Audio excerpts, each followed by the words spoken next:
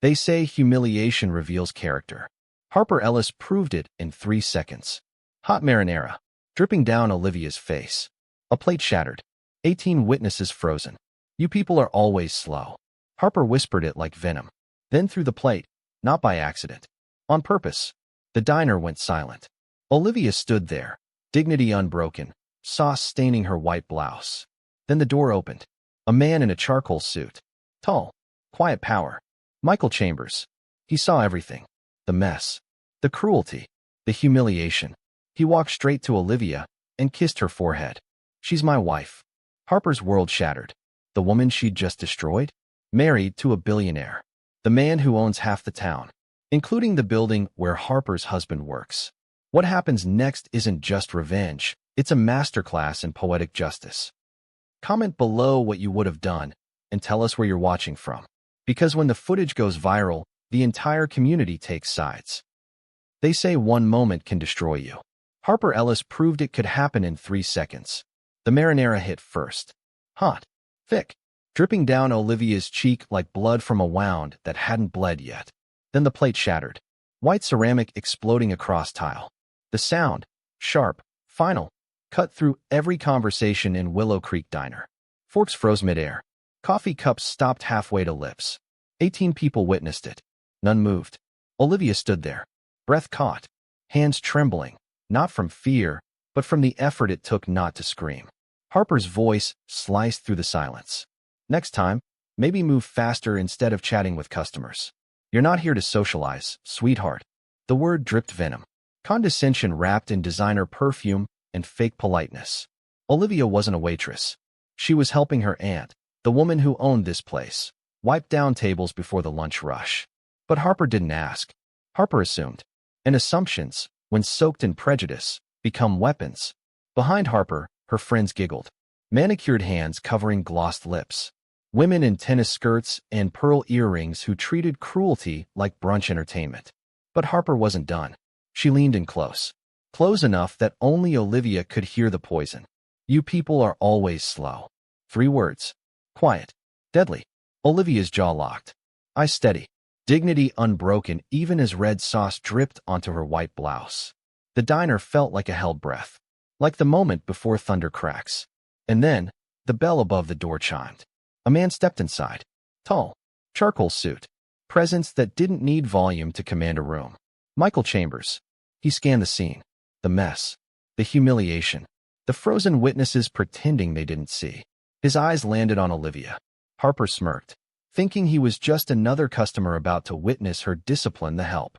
She had no idea who just walked in. And she had no idea what was coming next. What would you do if you saw this happen? Drop your answer below, because what happens next changes everything. Michael didn't rush, didn't shout, didn't need to. His footsteps were the only sound in the diner. Slow, deliberate, each one a countdown nobody else could hear. He moved through the frozen crowd like a blade through water. Eyes locked on Olivia, on the red stain spreading across her blouse, on the humiliation Harper had painted across her face. The air thickened. Customers felt it, that primal instinct that warns you a predator just entered the room. Harper's smirk faltered. Just slightly. Just enough. She straightened her shoulders, flipped her hair, tried to reclaim her throne of arrogance. But something in Michael's silence unraveled her confidence thread by thread. He stopped 2 feet from Olivia. His jaw tightened. A muscle twitched beneath his cheekbone. Rage, controlled, lethal, simmering beneath a suit that cost more than Harper's car payment. But his voice? Soft. Dangerously soft. Are you hurt? 3 words. Spoken only to Olivia. As if Harper and her entourage didn't exist. As if 18 witnesses had vanished into irrelevance. Olivia's lips parted. She wanted to say, I'm fine. Wanted to protect him from the storm she knew was building. But her voice caught. Michael's hand lifted. Slow. Gentle. He brushed a streak of marinara from her cheek with his thumb. The tenderness shattered Harper's carefully constructed reality. One of Harper's friends whispered, Wait, does he know her? Harper's pulse spiked. She forced a laugh, high-pitched, desperate, performative. Sir, I'm so sorry you had to witness this. The staff here really needs better training. Michael's eyes cut to her. Not angry. Worse. Dismissive. Like she was a fly buzzing near something precious. He didn't respond, didn't acknowledge her existence.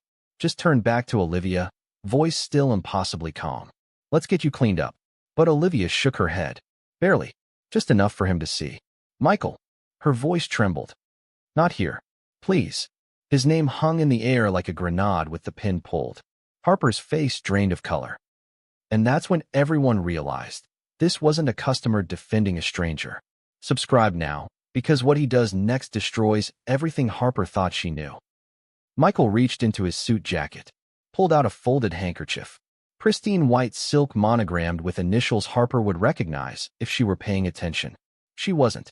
She was too busy watching her world tilt sideways. He unfolded it slowly, deliberately, then stepped closer to Olivia, so close their foreheads nearly touched. Hold still, he whispered. His hand cupped her jaw, thumb tracing her cheekbone as he wiped away the sauce with a gentleness that didn't match his storm-gray eyes. The diner held its breath. 18 people, frozen, watching intimacy unfold like a secret they weren't supposed to witness. Harper's friend Natalie grabbed her arm. Harper, who is he? Harper couldn't answer. Her throat had closed. Because Michael wasn't done. He folded the stained handkerchief, tucked it back into his pocket like it was treasure. Then he leaned forward and pressed his lips to Olivia's forehead. Soft, reverent, unmistakable. The kind of kiss that says, "You're mine, and I'll burn the world down for you." A gasp rippled through the diner like a shockwave. Someone dropped a fork. The clatter echoed. Harper stumbled backward. Her designer bag slipped off her shoulder. Her mouth opened, but no sound came out. Olivia closed her eyes. Not from shame. From exhaustion. From relief. From the weight of being seen. Truly seen. After being made invisible. Michael pulled back just enough to meet her gaze.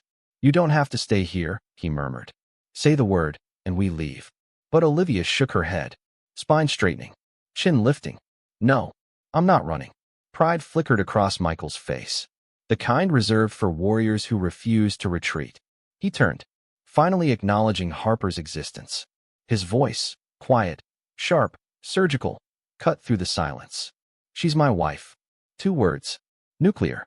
Harper's knees buckled. She caught herself on a chair. Her friends stared, horror painted across their Botoxed faces. Someone whispered, "Oh my God." Another muttered, "Did he just say wife?" Harper just humiliated a billionaire's wife in public. Comment below, what do you think happens next? Because karma has a reservation. Harper's mouth opened, closed, opened again like a fish drowning in air. I didn't, her voice cracked. I didn't know. That's the problem. Michael's tone stayed level. Calm. The kind of calm that precedes devastation. You didn't know? You didn't ask. You just assumed. He let the word hang. Assumed. It echoed louder than any accusation. Harper's hands trembled. She clutched her purse like a lifeline. Tried to smile. That polished, country club smile that had opened doors and silenced critics for 20 years. It died on her face. Cracked. Pathetic. It was an accident, she stammered. She bumped into me. I was just lying. Olivia's voice cut through. Quiet. Steady. Blade sharp. Harper flinched like she'd been slapped. Olivia stepped forward. Sauce still staining her blouse. Dignity radiating from her like heat from a furnace. You threw that plate at my face. You called me slow. You whispered you people like it was venom. Her eyes locked onto Harper's. And you did it because you thought I was beneath you. The diner's silence thickened. Suffocating. Someone coughed nervously. Someone else shifted in their seat. The creak unbearably loud. Harper's friends started edging backward. Slowly. Subtly. Like rats abandoning a sinking ship. Natalie whispered. Harper, maybe we should go. No. Harper's voice spiked with desperation. No, you don't understand. I made a mistake. A simple mistake. Michael tilted his head. Studied her like a scientist examining a failed experiment. A mistake is spilling coffee. What you did. He paused. Let the weight settle. That was a choice. Harper's facade shattered completely. Her lip quivered.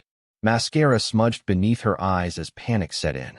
She looked around, searching for allies, sympathy, escape. She found only stares. Cold. Judging. Recording. Because 3 phones were already out. Red recording dots glowing like tiny accusatory eyes. Harper's throat constricted. The walls closed in. And Michael? He simply pulled out his wallet. Calm. Unhurried. like he had all the time in the world to watch her drown. The kitchen door swung open. Aunt Celeste emerged, apron dusted with flour, silver hair pulled back tight, eyes that had seen decades of humanity's best and worst. She moved through the diner like a queen surveying battlefield wreckage. Her gaze swept across the shattered plate, the sauce-stained floor, Olivia's ruined blouse, Harper's trembling hands. Then her eyes landed on Harper's face, and something flickered. Recognition. Old, deep, dangerous. Celeste's jaw tightened. She crossed her arms, planted herself beside Olivia like a fortress wall. "You good, baby?" Her voice, warm molasses laced with steel. Olivia nodded. "I'm okay, Auntie." But Celeste wasn't looking at Olivia anymore. She was staring at Harper. Really staring. Like she was peeling back layers of fake politeness and expensive highlights to see the rot underneath. Harper shifted uncomfortably. "Ma'am, I think there's been a misunderstanding." "No misunderstanding." Celeste's voice dropped an octave. "I saw everything. From the kitchen window. Every single thing." The air crackled. Harper's friends exchanged panicked glances. Natalie tugged at Harper's sleeve. "We really should leave." But Celeste wasn't finished. She tilted her head, studied Harper like a puzzle she'd solved years ago but had forgotten the answer to. "You're Vivian Ellis's daughter, aren't you?" Harper froze. Her face drained of what little color remained. "How do you?" "Your mama used to come in here. Back when this place first opened. 30 years ago." Celeste's eyes narrowed. She had the same look in her eyes. Same entitlement. Same cruelty dressed up as standards. The words landed like stones in deep water. Ripples spreading outward. Harper's mouth opened. Nothing came out. Celeste stepped closer. Voice low. Lethal. "The apple didn't fall far, did it?" Someone gasped. Another customer whispered, "Oh damn." Michael watched silently, a faint smile tugging at his lips. He didn't need to intervene. Celeste was handling this just fine. And Harper? Harper looked like she wanted the floor to swallow her whole. The whispers started soft, then louder, spreading like wildfire through dry grass. "Did you see that?" She threw food at her. Actual food. "I got it on video." Harper's head snapped toward the voice. A young woman in a corner booth. Phone angled. Red dot still recording. "Delete that." Harper's voice cracked with desperation. "Delete it right now." The woman didn't move. Just stared. Defiant. "It's already uploaded to my story." Harper's world tilted. Her pulse hammered in her ears. Another customer spoke up. Middle-aged man in a flannel shirt. Weathered hands wrapped around a coffee mug. "I saw the whole thing. She was helping out. Wasn't even working. And you?" He pointed at Harper. "You treated her like garbage." "That's not what happened." Harper tried. "We all saw it." An older woman near the window. Grandmotherly. Sweet face. Eyes hard as flint. "Don't insult us by lying." More voices joined. One by one. Quiet at first. Then braver. "She called her you people." "I heard it." The way she looked at her, disgusting. "My daughter's a waitress." If someone did that to her. The solidarity built like a wave. Customers who'd been silent, afraid to get involved, afraid to cause a scene, now found their voices. Because there's safety in numbers. And guilt is heavy when carried alone. Harper looked around wildly, searching for one friendly face. One ally. She found only contempt. Even her friends wouldn't meet her eyes. Natalie stared at her phone. The others studied the floor like it held ancient secrets. Harper was alone. Exposed. Stripped of her armor. A teenage girl near the door muttered loud enough for everyone to hear. But she wouldn't have done that if she knew who she was messing with. Laughter rippled. Dark. Knowing. Harper's hands shook. She tried to speak. To defend herself. To salvage something. But Michael's voice cut through the noise. Quiet. Final. "I think you should leave now." Not a suggestion. A command wrapped in silk. Harper straightened. Drew herself up, grasping at the last shred of her crumbling authority. "Do you know who I am?" Her voice sharpened. Defensive. "My husband sits on the city council. I chair 3 charity boards. I have connections." Michael's eyebrow lifted. Barely. Just enough to communicate infinite amusement. Connections. He said it like tasting spoiled wine. Harper's confidence flickered. But she pushed forward. Desperate. "I could make things very difficult for this establishment. Health inspections. Permits. One phone call. Make it." Michael's voice stayed soft. Lethal. "Please." The challenge hung in the air like a noose. Harper faltered. Her friends looked horrified. Natalie grabbed her arm. Harper, stop talking. But Harper couldn't stop. Pride and panic were a dangerous cocktail. You don't understand. In this town, my family name means something. We've been here for generations. We built. Built what? Olivia's voice cut clean. A legacy of looking down on people, of assuming anyone who works for a living is beneath you. Harper's face flushed crimson. Michael stepped forward. Not threatening. Just present. The way mountains are present. Immovable. Undeniable. His suit probably cost more than Harper's monthly mortgage. His watch, understated, platinum, could fund her entire charity gala. But he wore it all like it meant nothing. Your husband's on the city council, Michael said quietly. That's impressive. Hope sparked in Harper's eyes, then died instantly. I own the building the council meets in. Silence detonated. Harper's mouth opened, closed. Her brain short-circuited, trying to process. Michael continued, tone conversational. Devastating. I also happen to sit on the board of Grandview Medical Center, where your husband works. Small world. The color drained from Harper's face so fast someone should have checked her pulse. Her friends backed away, actually stepped backward. Physical distance from the social nuclear blast zone. Natalie whispered, "Oh God, Harper, who is he?" But Harper couldn't answer, because she was finally understanding. She hadn't just attacked a woman. She declared war on a man who owned the battlefield. Harper's voice came out as a whisper. Who are you?" Michael extended his hand. Professional. Courteous. The gesture somehow more terrifying than any threat. Michael Chambers. 2 words. The diner erupted in gasps. The flannel shirt man choked on his coffee. The grandmother's eyes went wide. Even the teenage girl stopped scrolling and stared. Wait. Natalie grabbed the counter for support. Michael Chambers? The tech investor? The Michael Chambers? Harper swayed. Actually swayed like the ground had vanished beneath her feet. Because everyone in a 50-mile radius knew that name. Michael Chambers. The man who'd funded half the startups in the state. Who turned failing companies into empires with a single meeting. Whose venture capital firm had a waiting list measured in years. Forbes put his net worth at $2.3 billion. And that was considered conservative. The teenage girl frantically typed into her phone. Oh my God. He's real. He's actually here. Another customer whispered. I saw him on CNN last month. Something about affordable housing initiatives. Harper's charity boards? Meaningless. Her husband's council position?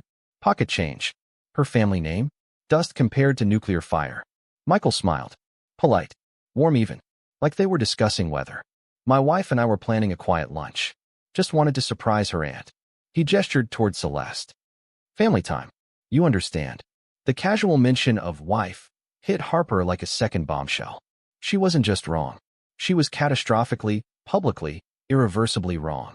Natalie pulled out her phone. Typed fast. Her face went pale. Harper. Her voice shook. He donated $20 million to the Children's Hospital last year. Anonymously. Until someone leaked it. Another friend scrolled frantically. He's on the board of 6 Fortune 500 companies. 6. The walls closed in. Every threat Harper had made. Every connection she'd bragged about. Every ounce of superiority she'd wielded like a weapon. Worthless. Laughable. Pathetic. Michael checked his watch. Casual. Unhurried. We should probably let you go. Wouldn't want to keep you. Dismissal wrapped in courtesy. The cruelest cut of all. Think Harper's nightmare is over? Subscribe, because this is just the warm-up. Harper's friends moved like synchronized swimmers. Away. Slowly. Deliberately. Natalie was first, slipping her purse onto her shoulder. Eyes locked on the exit. I just remembered. Trevor has soccer practice. I need to go. Harper's voice cracked. Desperate. Natalie, wait. But Natalie was already moving. Fast walking toward the door like the building was on fire. The others followed. Dominoes toppling. My phone's dying. Need to get home. Babysitter emergency. Forgot I have a Zoom call. Lies. Transparent. Pathetic. But safer than staying. Within 30 seconds, Harper's entire entourage had evaporated. She stood alone. Island in a sea of judgment. Her breathing quickened. Shallow. Panicked. That particular terror of someone who'd never been abandoned before. Because when you're powerful, you have friends. When you're exposed, you have receipts.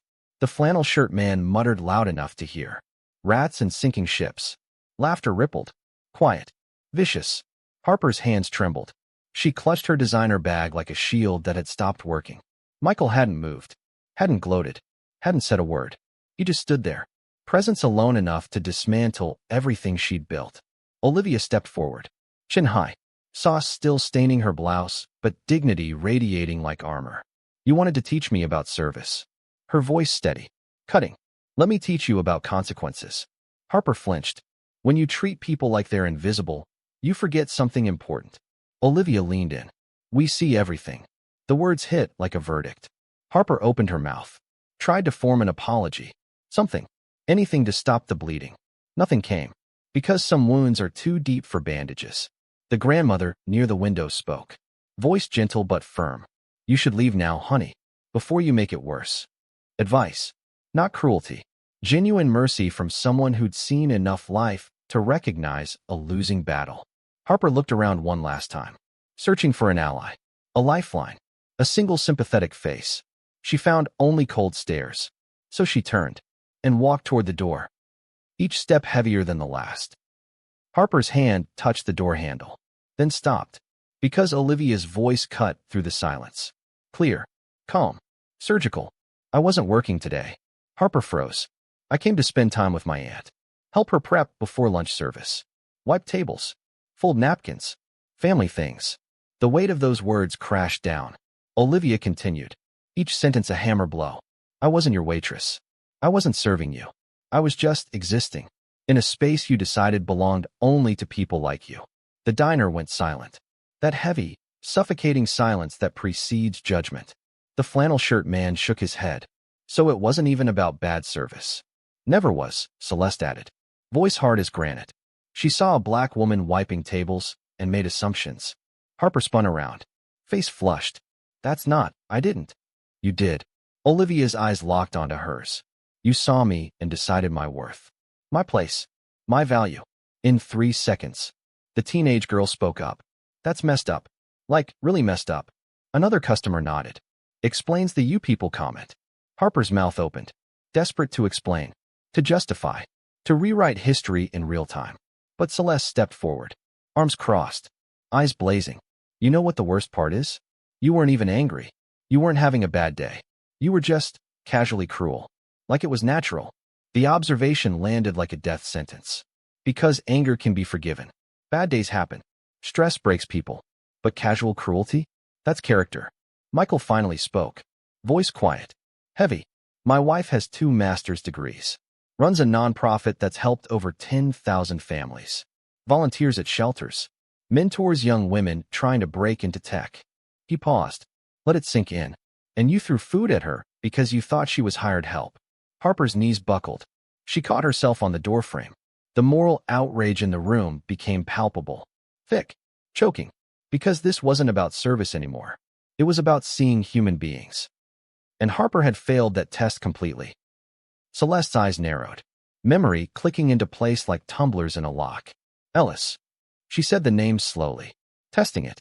Vivian Ellis had 3 daughters. You're the youngest, aren't you? Harper's face went white. Middle one married that developer. Moved to Charlotte. Oldest one. Celeste's lips thinned. Oldest one got caught embezzling from the hospital foundation. 15 years ago. Gasps rippled through the diner. Harper's voice came out strangled. That was never proven.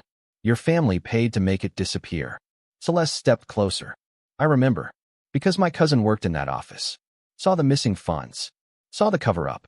Lost her job when she tried to speak up. The air crackled. Michael's expression didn't change. But something shifted behind his eyes. Calculation. Filing information for later use. Celeste wasn't finished. Your mama used to brag about keeping standards in this town. Code words. We all knew what she meant. Which neighborhoods? Which schools? Which people? She pointed at Harper. You learned from the best, didn't you? How to smile pretty while stepping on necks. The grandmother near the window nodded slowly. I remember Vivian Ellis. Cold woman. Made my daughter cry at a PTA meeting once. Said some unpleasant things. Another voice joined. Older man in the corner. The Ellis family blocked affordable housing development in Maple Ridge. Said it would lower property values. Translation, the flannel shirt man added. Keep certain folks out. Pattern recognition spread through the diner like wildfire. This wasn't an isolated incident. This was generational poison. Harper shook her head frantically. That's not fair. I'm not my mother. No. Olivia's voice cut clean. You're worse. She was blatant. You hide it behind politeness and charity galas. Behind I didn't know, and it was an accident. The truth landed like a guillotine blade. Harper's entire body trembled. Her designer armor cracked completely. Because being exposed is one thing. Being recognized? As part of a legacy of cruelty?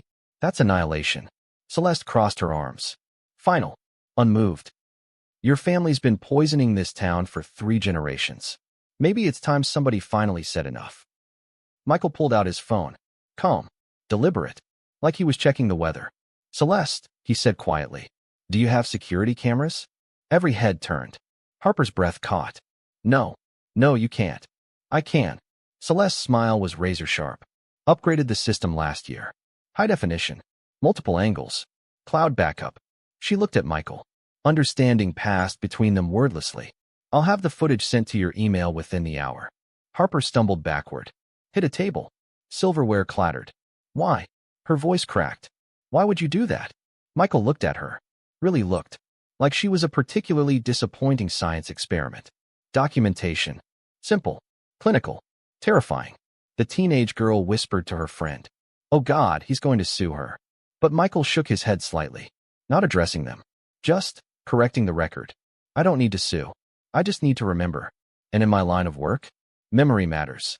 Translation, every board meeting, every charity function, every social circle Harper's family touched. He'd be there, remembering. Harper's face crumpled. Please. I made a mistake. One mistake. Don't destroy my entire life over. One mistake. Olivia's voice went cold. You threw food in my face. Called me slurs. Humiliated me in front of strangers. That's not a mistake. That's a choice. The flannel shirt man raised his phone.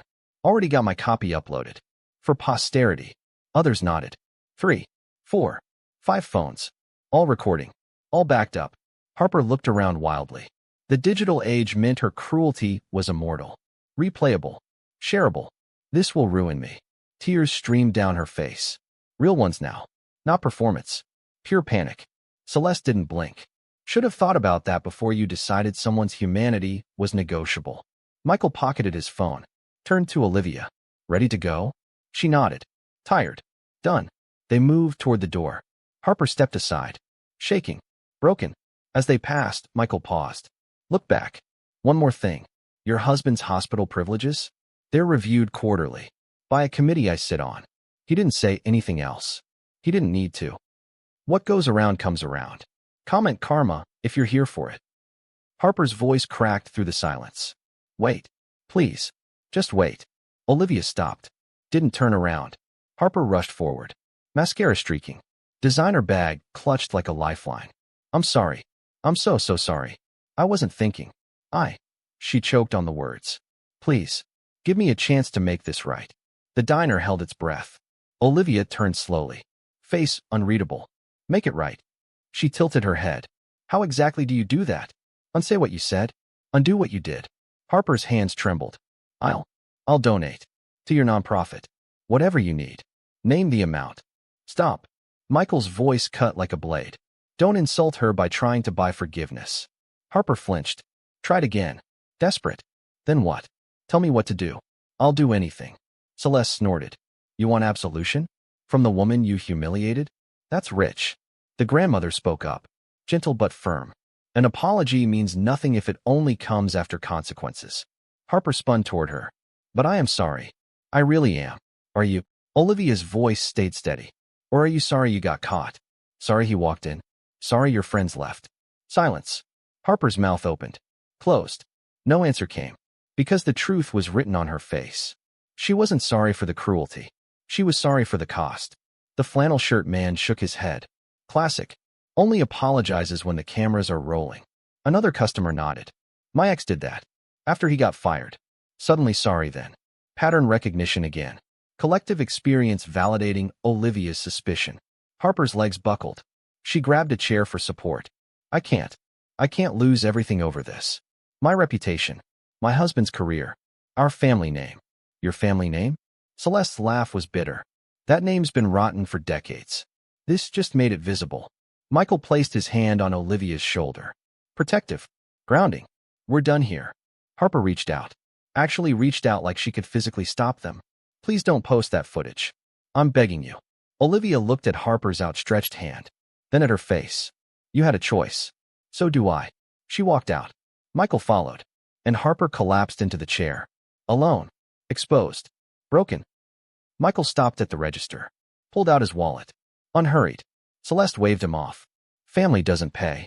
He smiled. Warm. Genuine. Then placed $500 bills on the counter. For the broken plate. And the staff who had to witness this. Celeste stared at the money. Then at him. Something passed between them. Respect. Understanding. That's too much. It's not nearly enough. His voice stayed quiet. Final. He didn't look at Harper. Didn't acknowledge her sobbing in the corner. Didn't raise his voice or make threats or deliver grand speeches.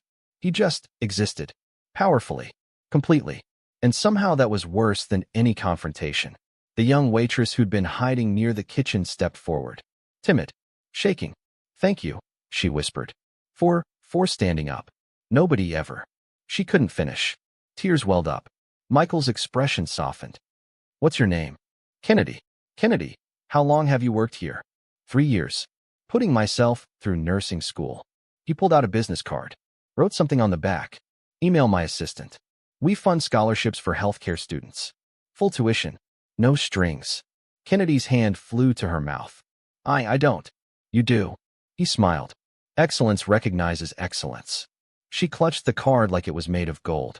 Behind them, Harper watched. Broken. Witnessing generosity she'd never understood.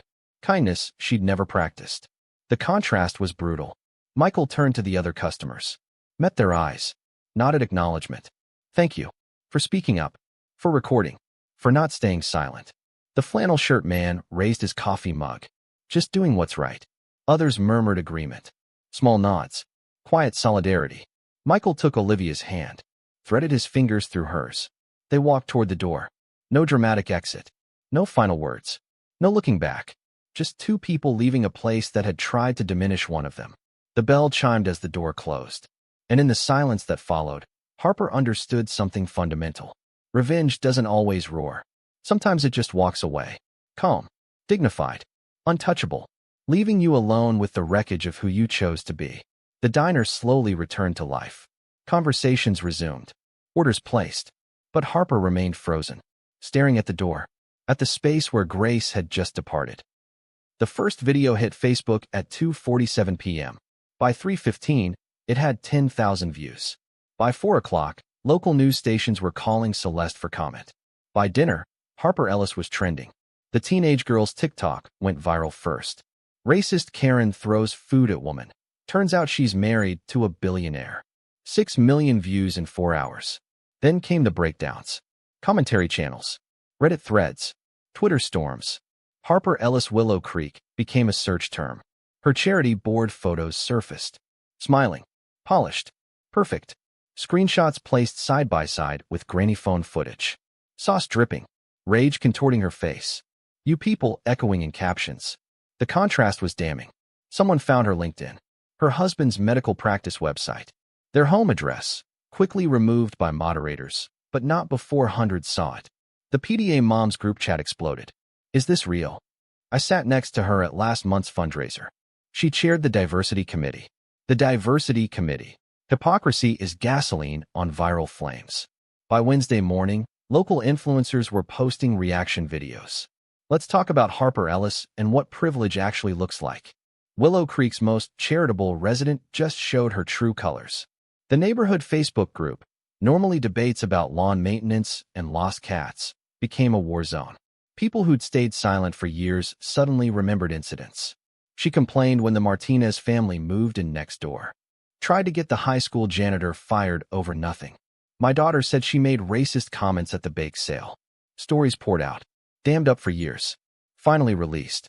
Harper's phone wouldn't stop buzzing. Unknown numbers. Blocked. Text messages. Deleted without reading. Her email inbox flooded. Subject lines visible even through the preview pane. Disgusted. Resign. You represent everything wrong with this country. She sat on her kitchen floor. Designer home. Marble counters. Empty. Her husband had stopped answering her calls. Her mother, Vivian Ellis herself, left one voicemail. Fix this. You're embarrassing the family. Not, are you okay? Not, what happened? Just, fix this. Harper stared at her phone, watched the view counts climb, watched her entire life become a cautionary tale. Ever seen someone's world collapse in real time? Stay subscribed. The fallout's just beginning. Thursday morning, Harper's phone rang. Preston Academy, the private school where she'd chaired the spring gala committee for 5 years. Harper, we need to talk about stepping down. She hung up, hands shaking. 10 minutes later, another call. Willow Creek Women's Foundation. Given recent events, the board feels it's best if you resign. Effective immediately. Harper's voice cracked. I've raised over $2 million for you, and we appreciate that. But our donors are concerned. Goodbye, Harper. Click. She stared at the phone, numb.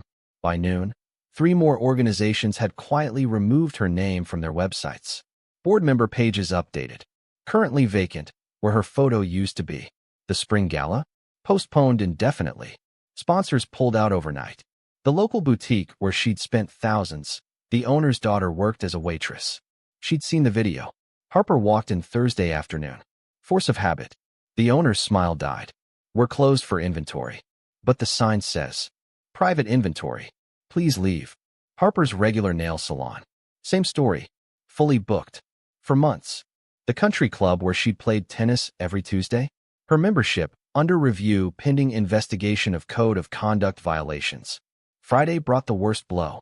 Her husband texted. Didn't call. Texted. Staying at Mark's. Need space. Hospital admin asked me to take a leave. Your incident is affecting my practice. Not, are you okay? Not, we'll figure this out. Just, your incident. Like it was a natural disaster she'd caused. Harper sat in her empty house. Walls closing in. The doorbell rang. A reporter. Camera crew. Microphone thrust forward. Mrs. Ellis, would you like to comment on allegations? She slammed the door. Locked it. Slid down against the wood. Outside, neighbors watched from windows. Curtains twitching. Phones recording.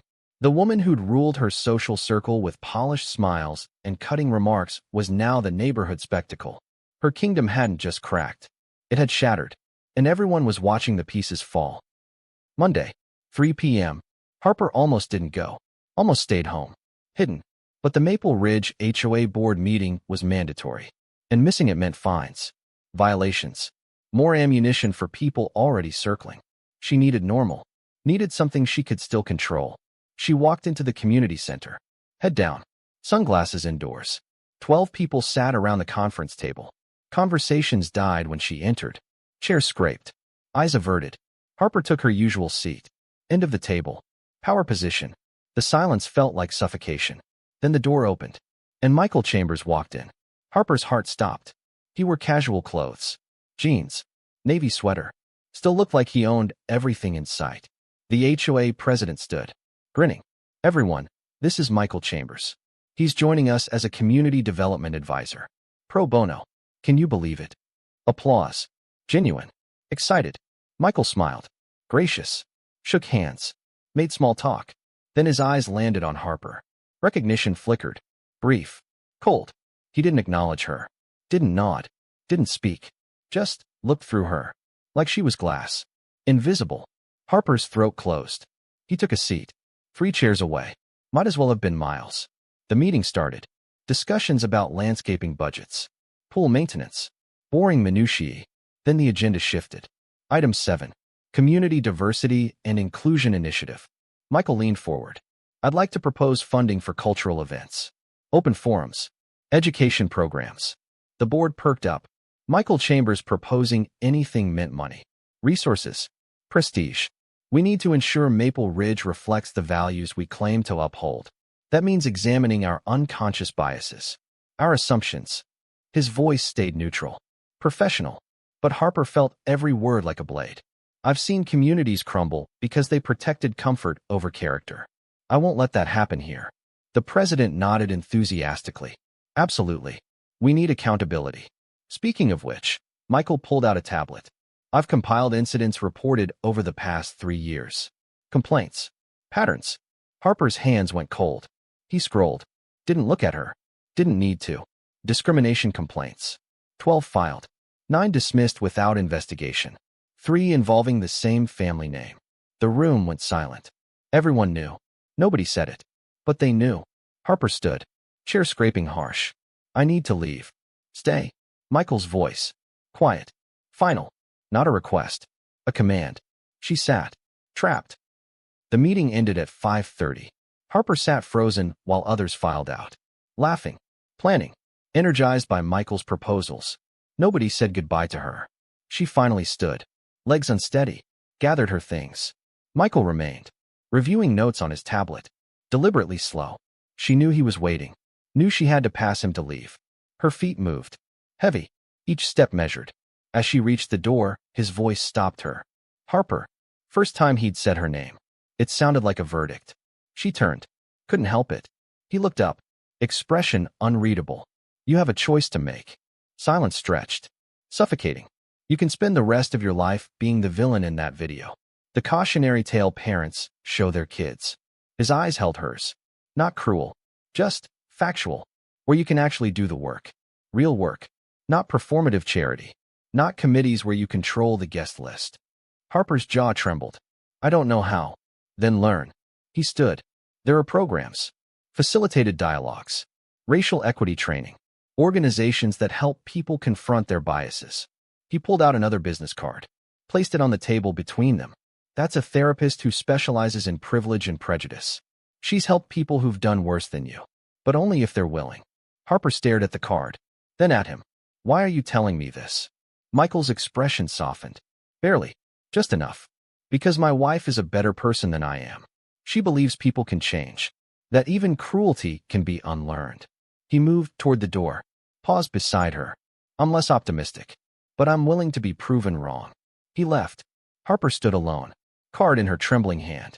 For the first time in days, she had a choice that mattered. Stay broken. Or rebuild differently. Meanwhile, Olivia's nonprofit announced a new initiative. Funded by an anonymous donor. 6-figure grant. Scholarships for young women of color in STEM fields. Local news covered it. Interviewed recipients. Showed tears of gratitude. One girl, Kennedy from the diner, stood at the podium. Nursing school paid in full. I was ready to quit. One more semester felt impossible. Then this happened. She looked directly at the camera. Somebody believed in me when I couldn't afford to believe in myself. The community rallied. Donations poured in. Volunteers signed up. Grace was building something. While Harper decided whether to crumble or change. 3 months later, Willow Creek Diner overflowed with people. Banners hung across the windows. Community unity celebration. Inside, laughter. Music. The smell of Celeste's famous peach cobbler warming in the oven. Local artists displayed work. Small business owners networked. Families shared tables regardless of neighborhood or background. At the center of it all, Olivia and Michael. Not performing. Not posing. Just present. Olivia spoke with a young mother about childcare resources. Michael discussed startup funding with a mechanic who had a brilliant idea but no capital. Kennedy worked the register. Nursing school pin gleaming on her collar. She'd graduate in May. Job offers already coming in. The diner had become what Celeste always dreamed. A genuine gathering place. Where everyone belonged. Outside, a figure stood across the street. Harper. She'd come without invitation. Without announcement. Drawn by something she couldn't name. She watched through the window. Saw the warmth. The connection. The community she'd never been part of, only ruled over. Her designer coat felt wrong. Too expensive. Too separate. 3 months of therapy. 2 diversity workshops. Countless hours confronting the person she'd become. Some days felt like progress. Others like drowning. Her marriage was over. Her mother had disowned her. Her social circle had evaporated. But yesterday, she'd volunteered at a food bank. Actually served people. Listened to their stories. It was humbling. Uncomfortable. Real. She didn't expect forgiveness. Didn't deserve it. But she was trying. Slowly. Imperfectly. A car pulled up beside her. Window rolled down. Celeste. Behind the wheel. You planning to stand out here all night? Harper's throat tightened. I wasn't sure if you're welcome? Celeste's expression remained neutral. Honestly, I don't know yet. Brutal honesty. No sugarcoating. But transformation doesn't happen in isolation. It happens in community. She nodded toward the diner. When you're ready to be accountable, truly accountable, There's work to be done. Not an invitation. A challenge. Celeste drove away. Parked. Went inside. Harper stood there, watching through glass. She wasn't ready yet. Knew it. Felt it. But maybe someday. Inside, Olivia glanced out the window. Saw Harper's silhouette. Michael noticed. Want me to? No. Olivia's voice stayed soft. Let her figure it out. Some journeys you have to walk alone first. She turned back to the celebration. Grace doesn't mean forgetting. It means choosing how you move forward. And tonight, they moved forward surrounded by people who saw them. Really saw them. Harper faded into the darkness. Unnoticed. Irrelevant. The world had changed. She was just trying to catch up. 6 months after the incident, Olivia stood at a podium. State Capitol building. Packed auditorium. She'd been invited to speak about her nonprofit success. About community transformation. About dignity in action. Flashbulbs popped. Cameras rolled. She wore the same calm strength she'd worn in that diner. When marinara dripped down her face, and she chose not to break. People often ask me about that day, she began. Voice steady. Clear. They want to know if I was angry. The room leaned in. I was. Anger is human. Valid. Necessary, even. She paused. But I refused to let someone else's cruelty define my response. Applause rippled. Real power isn't in humiliation. It's in elevation. When someone tries to push you down, you don't just stand up. You lift others with you. Behind her, a screen displayed photos. Kennedy in her nursing uniform. The scholarship recipients. The community center programs. The families helped. All fruits of grace, choosing action over rage. Revenge is loud. Temporary. It satisfies the moment, but starves the future. Her eyes scan the crowd. But building something? That echoes. Michael sat in the front row. Pride radiating from him like heat. Beside him, empty chairs reserved for family. Celeste. Kennedy. Others whose lives had intersected with theirs. A community forged not by proximity, but by choice. By seeing each other's humanity. Someone once tried to make me feel small, Olivia continued. They failed. Not because I fought back with equal cruelty, but because I remembered something important. She leaned into the microphone. Final words deliberate. Real strength isn't how loud you can shout someone down. It's how quietly you rise when they try to bury you. Standing ovation. Thunderous. Later, at the reception, a reporter approached. Ms. Chambers, people want to know. Do you forgive Harper Ellis? Olivia considered. Took a breath. Forgiveness isn't a gift I owe anyone. It's a process. She's doing work. Real work. Whether that leads to forgiveness. Time will tell. Honest. Measured. Powerful. The reporter nodded. Respected the boundary. As the evening wound down, Olivia and Michael walked to their car. Stars overhead. Crisp autumn air. You okay? Michael asked. She smiled. Genuine. Free. Better than okay. We built something beautiful from something ugly. He kissed her forehead. The same tender gesture from that day. That's who you are? You turn wounds into gardens. Somewhere across town, Harper sat in a small apartment. Volunteering schedule on her fridge. Therapy homework on her table. She'd watched Olivia's speech on her laptop. Every word landing like truth she couldn't deny. She had miles to go. Maybe a lifetime. But for the first time, she understood karma doesn't just punish. Sometimes it teaches. If you're brave enough to learn. What would you have done in Olivia's place? Drop your answer below. And if this story moved you, if you believe in grace that doesn't excuse but transforms, hit subscribe. Because dignity always wins. Always.